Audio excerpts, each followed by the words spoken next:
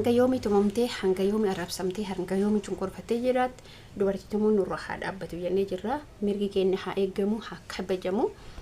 Mee viidiyoo jaraa kana laallee walitti deebina. Waan Muktaar caaltuu irratti hojjetee wanna fedhillee ta'u aangoo fedhes ka'u dhiirsiisillee ta'u hudhee ajjeesuun qabu akka seera keenyatti hookan laallu taate. Mee viidiyoo isaan laallee walitti haa deebinu.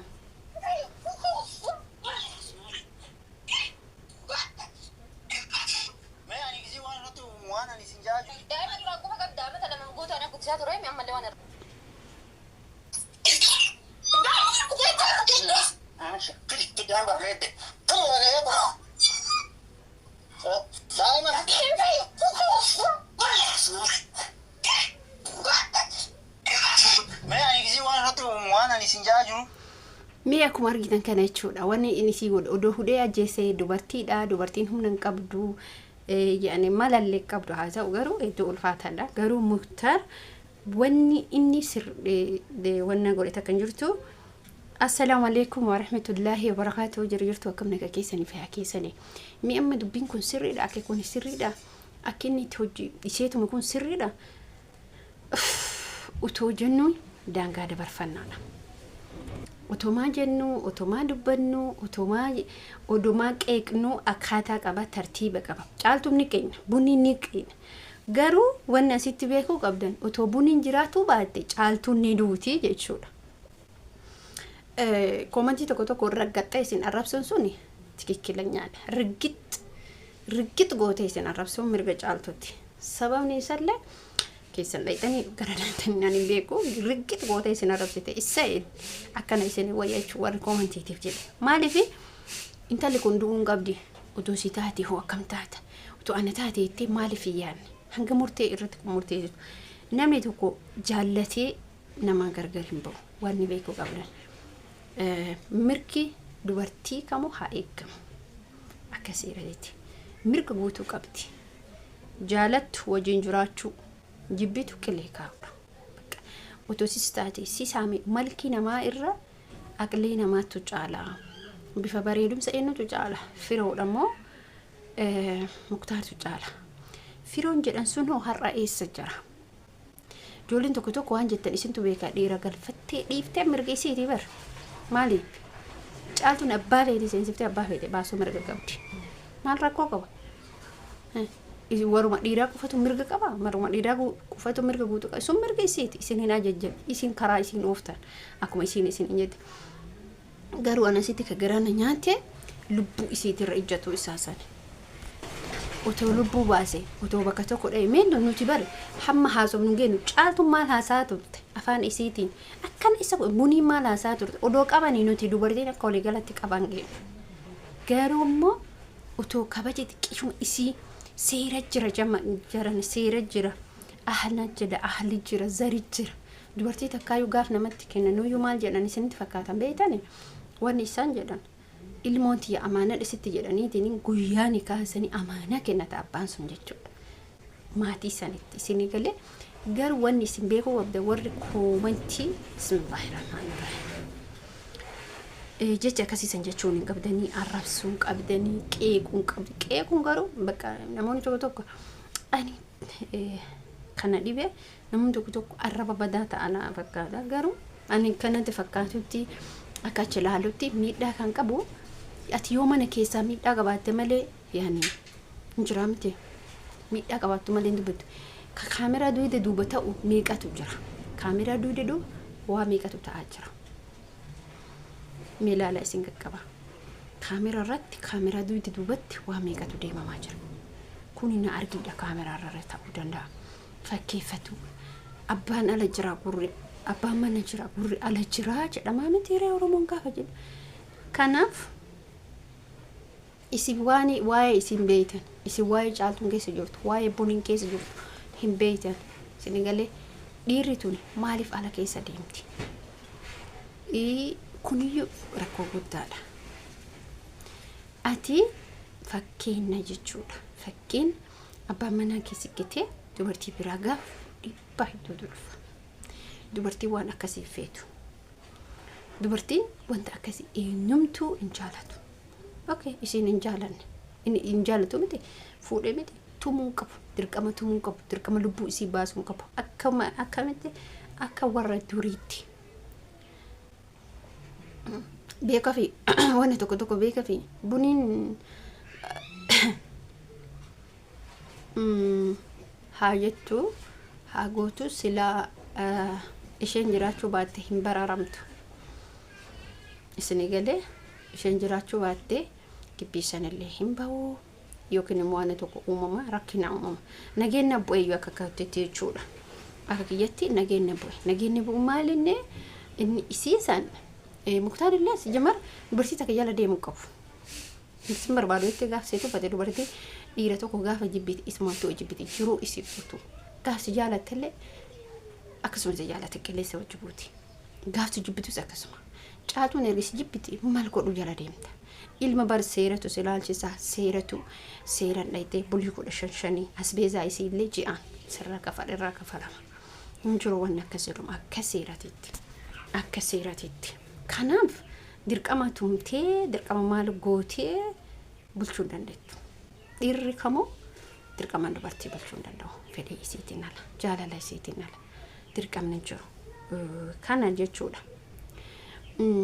buniin akka jettee ana namoonni hedduun afaaniitiin qabataa caaltuu wajjin haa jiraatu caaltuu si jammar yoo dhugaa dubbanne haqa rabbii haqiiqa rabbii san yoo dubbanne miidiyaa irraa dubbanne malee haqaaf haqiiqaan sun buniin guyyaa yoo jabaatte ji'a tokko ka caaltuu biratti galte isaan ka gargar baa waggaa 2 jammaraan hin beeka hadhaa miti Muktaar gaafa dura intala kana baasu anaaf inni mataa kiyyaaf keessa wal lolaa turre sababa kanaan jechuudha sababa viidiyoo ani maxxanse isin hagalu garuu dogongora guddaa qaba maal inni dogongorri isaa hin hubatu hin jarjara addaan hin baafatu eshi inni yeroo yaman keessa turu dubartii meeqa dhabee gara biyyaatti galee intala kana fuudhe miti ergasiyyuu dubartii biyya keessa ergasi eessaa dhufte gaafa caaltuun dhuftee bultii wajjin ijaarateet intalli kun jidduu isaanii seente maaltu ala isa laalchisa gaafas eessa jira maaltu raafe intala tana bifaan taanaan aqliin taanaan maaltu raafe miidiyaatti tokkoffaa Muktaartu fide caaltu gara miidiyaatti viidiyoo akka waraabamina yeshifid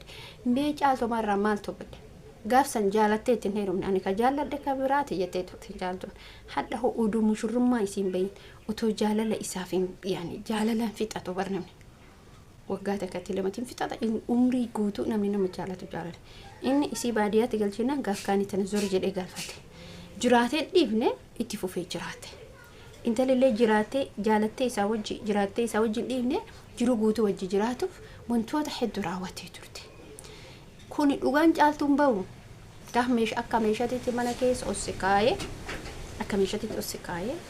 amma sitti fayyadamu gisee sun irraa darbite rakkate barammanni gara rachittu baay'ee rakkisaadha dursa laaluu qaba dhiirri tokko waan tokko beekuu qaba dhiirri tokko yaani jechuun dhiirri tokko irraa silaa seeruu ka eegamu dubartii haadha mana isa tafuudhitana jaalala kennuu fi wantoota isii barbaachisan gabbaanii dubartii biraa laaluun maal faayidaa qaba mee anna garrama bar mee maal faayidaa qaba utuu haadha mana qabdu bakka biraa deemu maal faayidaa qaba ilmoo qabda ilmootee akka gaarii barsiifattee akka gaarii horattee akka gaarii guddifattee barumsa mana barumsaa gaarii har'a inni waggaa meeqa Saudi keessa taa'e Yamanii keessa taa'e dhalaa dhabee dhufee galee intala tana dirqiidhaan buutanii beeytan jechuudha gaafa dirqiin butu isheenis akkasuma maatii dhisiisuun hin jechaa ture waa hedduu ta'aa ture har ammoo otoo jaalala isiituu hin ba'in jaalala intala saniituu hin ba'in fidee dubartii biraa irratti fuudhe caaltuudhaan si lagachii isii du'i jettanii moo maal jettanii itti deebi'e ijoolleen kun wanti isaan hojjetan waan fokkataadha ooshen bunii lamaffaa akkasuma ijoolleen baraka tokko gaafa laaltan miira biraatu itti dhagama nuti maal taane dhalaa biraa jala deema dhugaa qabdi dhugaan dhibbaan dhibbatti qabdi bunillee otoo anas taate otoo sis taase bunillee dhugaa qabdi gaafa ani amma waa jechuun gisee tokko hojjannaa irraa gaafa jedhurra amma gaafan inni isii tumu natti dhagame dhugaa natti dhagame tumuu qabu hin barbaaddu miti seera mana kiyya bayoo jetti seera mana isi kireeffatee jiraata miti mana inni kireessif keessaa baate mana ofii kireeffattee jiraatti. Sini galee mana ofii kireeffattee erga jiraatte achitti dhufee ilma dhiiraa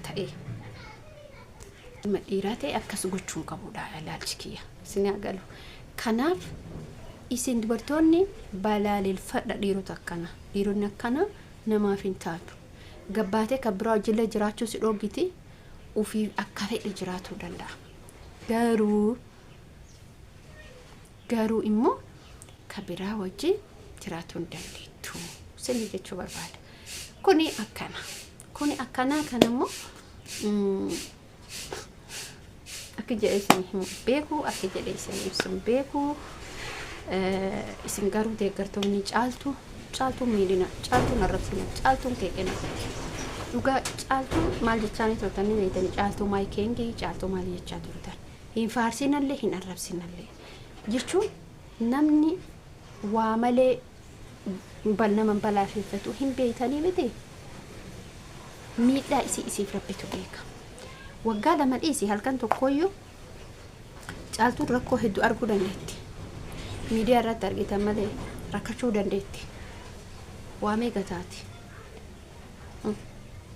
Isi dhiisee tabiraa wajji shaallalu isi dhiisee ila wantoonni naguban viidiyoon naguban keessa Muktar ana mataa kiyyaa irratti wallolli keessa viidiyoo maxxansee ture viidiyoo sanarratti wallolli keessa dhugaa viidiyoo akkatti gaafa isii fuudhee miidiyaa irratti gabbaasee yoo kan yaadatan ta'e yeroo san biyya namaa jiraate viidiyoo gabbaasee isii gurshuu sanarratti wallolle. Sirratti gubsiisi YouTubein aan jechaa ture. YouTubein sun farrisuun hin turre an achirraa jee attakkamoo lamatti YouTubein kiyyasoon hin bade. Hin badeeme jala. Eenyu azalatti ta'e izuma azalatti ta'e gurbaan ka azalaati. Haqiiqa ka azalaati. Kanaaf baay'ee ulfaata. Rabbii kara isiin malatte isiin haa baasu. Nuti dubartoonni wal deeggaruu qabna. Ebaloo akkas goote ebaloo akkana goote dirqama jechuun qabna. Dhugaa beekuu qabna. Dhugaa arguu qabna. Kanaaf nuti har'allee taana borullee taanan mirgi keenya eegamee kabajamee jiraachuu qabna. Nuti firii shamarran Oromoo jedha. Firii shamarran Oromoo jedha. Nuti tumamuu qabnu, miidhamuu qabnu, mirgi keenya eegamuu qaba. Dhiirri nuti tumuu qabnu jettanii mormatuu qabdan. Akkaan mormadhe kanatti ofirra. Kanaaf video keessanitti baay'iseen jira. Video biraa hanga walitti deemnutti nagaan tura. Video kana laala walitti deemna malee. Ana guddisaa ture acha rasi kofillee jalatti baasini yaa. Maa jaba baastasa? Gaayi duraan qofa qabdaa mata lama guutuu ana guddisaa ture mi ammallee waan irraa qabdu hin jiru. Amma siraa fudhadhaa si barbaade jettee gaamina kee. Mina rasi kee. Seetii sitti qaba.